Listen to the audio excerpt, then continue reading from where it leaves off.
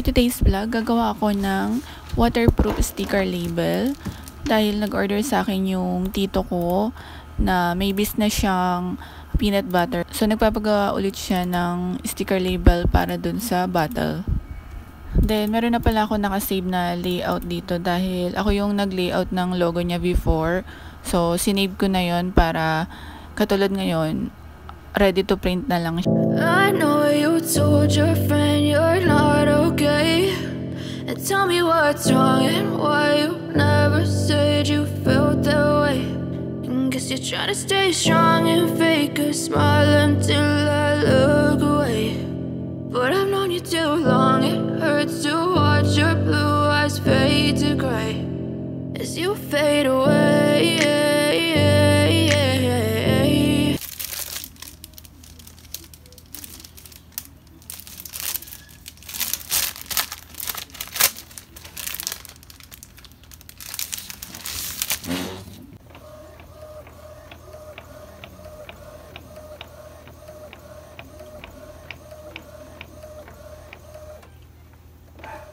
Yan, so tapos na ako mag-print. 15 pieces yung na-print ko. 15 pages pala.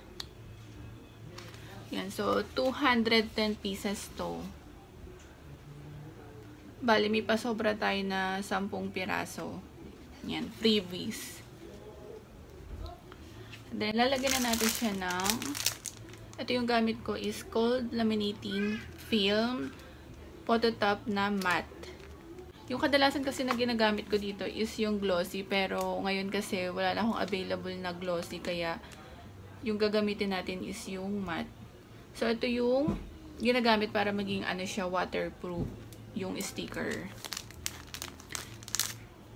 So, ikakabit ko na siya. Papakita ko sa inyo kung paano ko kinakabit.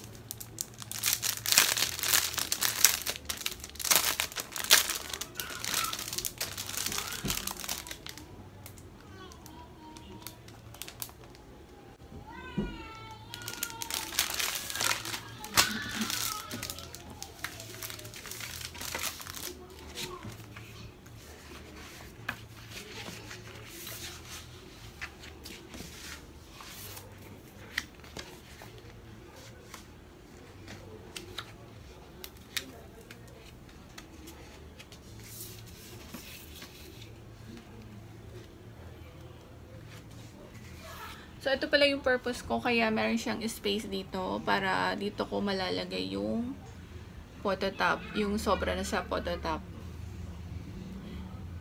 Kaya tingnan nyo dun sa ilalim, walang space.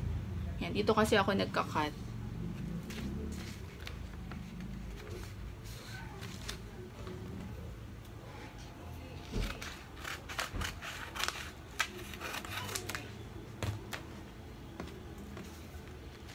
Yan, tinuro ko na sa inyo yung technique. Pinakamabilis na technique yan eh. Yan, nilapat ko lang siya dito sa dulo. Yan. So, kuha ulit tayo dito. Tapos, tuklapin ko lang tong photo top.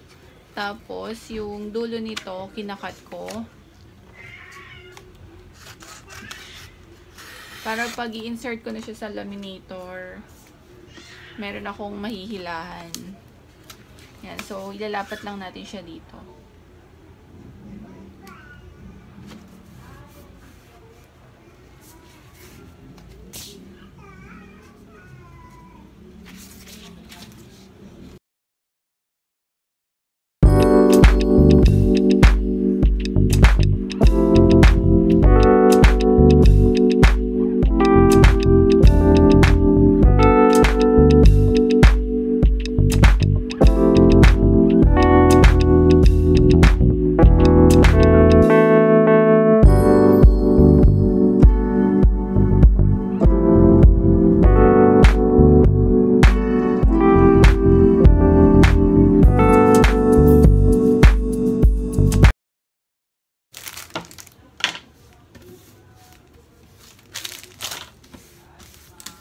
Yan, so nadikit na natin siya lahat. Yan.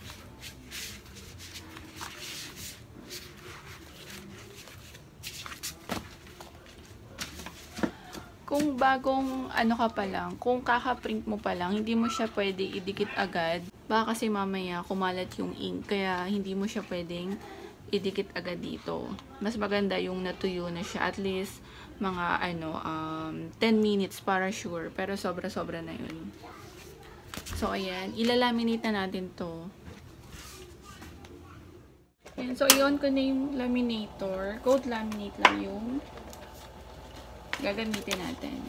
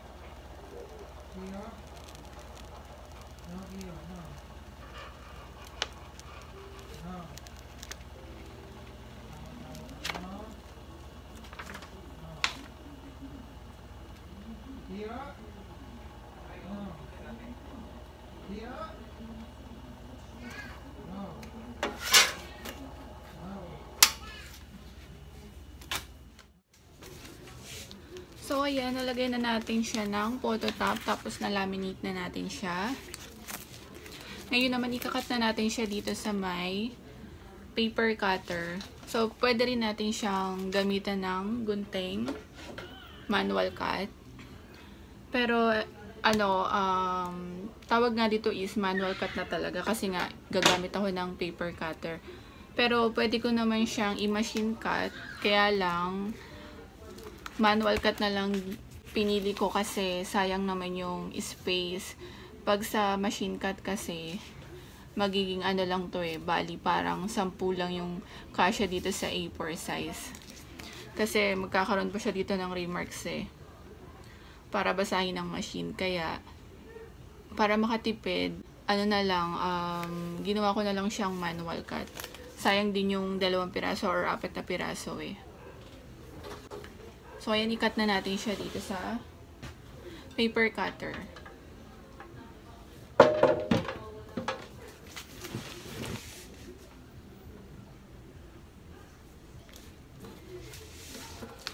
Kung sa machine cut to, mas madali lang talaga to. Dun sa Cameo ko. Kasi saglit lang talaga. Pero dahil marami pa naman tayong time, yan, ima-manual cut natin siya.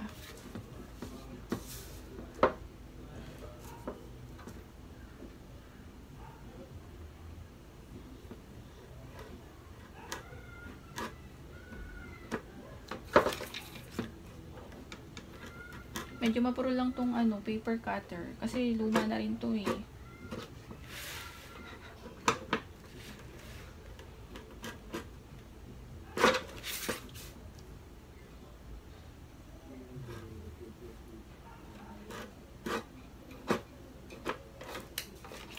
Minsan pumapaling siya, pero okay lang din naman.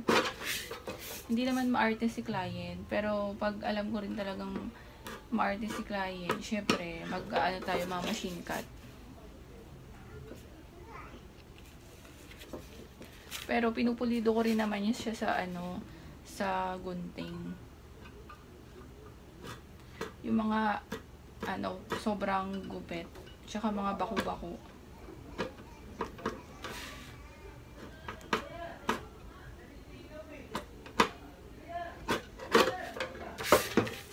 Ayan.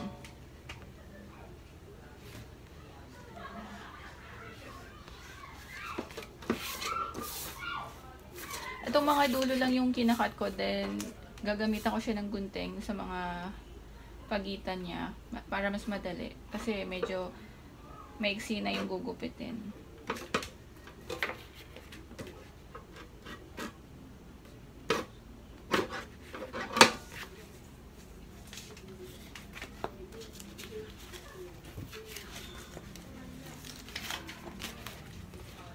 Sample natin tong magkat tayo ng gamit ang gunting. Ito naman kasing gunting na to medyo parang tabingi.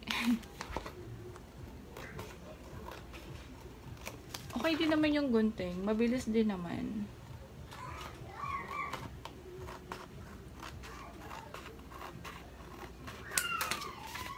Minsan talaga ginagamit ko gunting lang. Kaysa sa paper cutter, kasi nga sa paper cutter minsan hindi umapantay, tapos nadadamage yung sticker. Pero parang ang sarap din kasi mag-cut dito sa paper cutter. Yeah. So, try ulit natin. Kailangan na lang siguro nito talaga palitan eh. 3 years na rin tong paper cutter. Hindi ko rin alam kung hinahasabay yung mga ganitong paper cutter eh.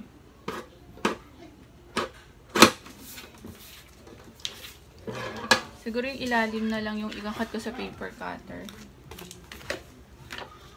Tapos yung mahaba na side, doon na lang sa gunting. Yan, pumapalya siya pagdating kasi sa gitna.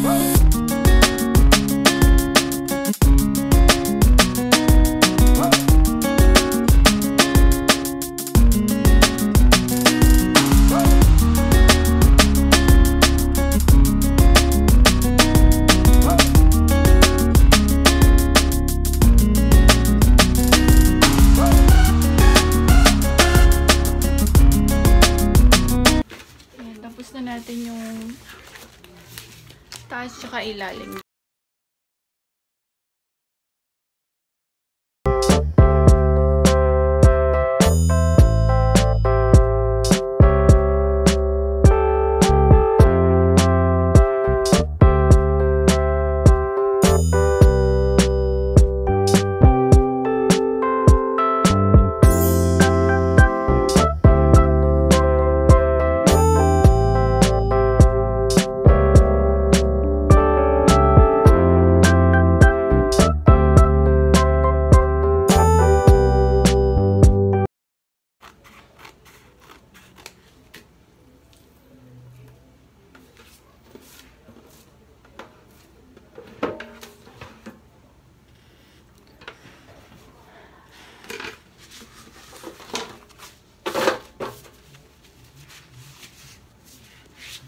So, gupitin naman natin itong gitna tsaka yung mga pagitan niya.